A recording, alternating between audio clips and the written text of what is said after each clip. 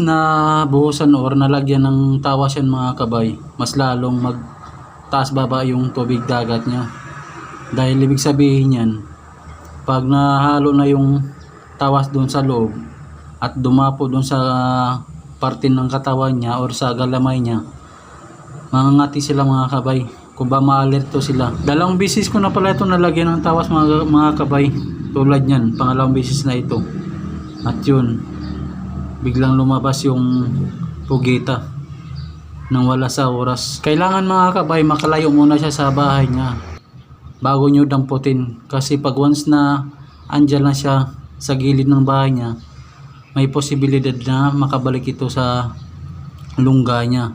Hindi nyo na ito makukuha dahil madulas. Pag once na nakuha ninyo ito, tapos yung mga galamay niya nasa loob ng lungga niya, mapuputol lang yung galamay niya, sayang lang.